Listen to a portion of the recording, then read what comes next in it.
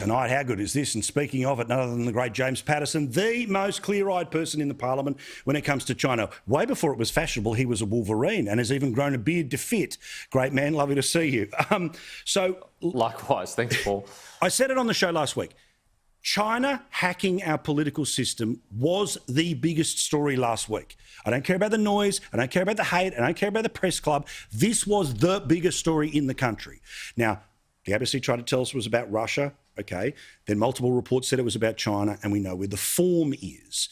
As a person who is at the front line of this stuff, how important is this story about how sophisticated the operation is, firstly, to try to fiddle with us, but secondly, how to push back?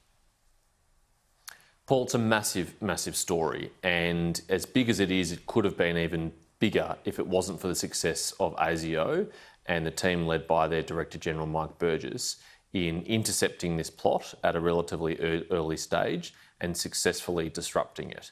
Because it was a very sophisticated plot. It involved hundreds of thousands of dollars in offshore bank accounts. It involved a puppeteer, an influential businessman, a cutout or an intermediary, someone in between who didn't appear to represent that businessman, and ultimately a foreign government and its intelligence services that were pulling the strings. And their plot involved making donations to candidates, identifying and supporting them through the pre-selection processes, funneling to them volunteers and staffers, and promising them favourable coverage in ethnic media in Australia to help them get elected. Now, all of that would have created a sense of obligation, a sense of dependency on those members of Parliament, should they be elected, that could be cashed into at a future time. And as Mike Burgess said, that could be to divulge Australia's secrets in relation to foreign affairs, defence, trade or human rights policy.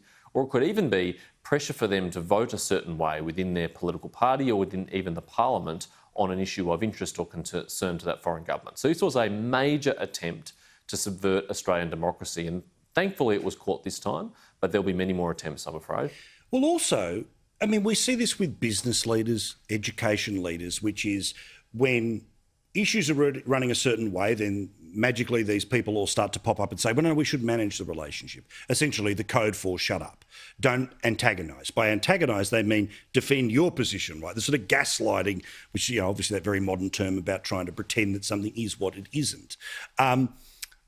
Also, I think what's really important here is that, you know, Albanese, with the help of the Ghost and the rest, seem to think that, you know, red's under the bed. It's all ridiculous to talk about this stuff. But it couldn't be more important to talk about this stuff because, as you know, there are only two options here. When somebody is bullying you, do you steel your spine and defend? Don't even have to lean forward and attack, just defend. Or you just step back by an inch and then another inch. And then you don't say when they're bullying someone else, because that's what sadly has started to happen in New Zealand. Where New Zealand is a Five Eyes country, it's got plenty of access to the same sorts of information that we do, but their relationship with China is a little more of now being the one who doesn't want to call out what's happening to places like Australia. That's right, Paul. And if you thought the last couple of years of economic coercion, intimidation, bullying and interference by China towards Australia was bad, then just imagine how bad it would be if we gave in to those tactics and sent the message that they were successful. Well, we get a whole lot more of it from China, and probably not just from them, but other countries as well that wanted to bully us and get what they wanted from us. Because we'd be showing to them that we're an easy mark, that we're fair game, that if you put these tactics on Australia, they'll be successful. And their demands would only escalate to the point to which I think Australia would eventually just become a vassal state, an independent country in name only, and not a country that is sovereign, not a country that is free, not a country that's democratic and that determines its own future in its own best interests. Do you believe Anthony Albanese when he says there's no difference between their approach and the government's approach? I would really, really like to believe that, Paul.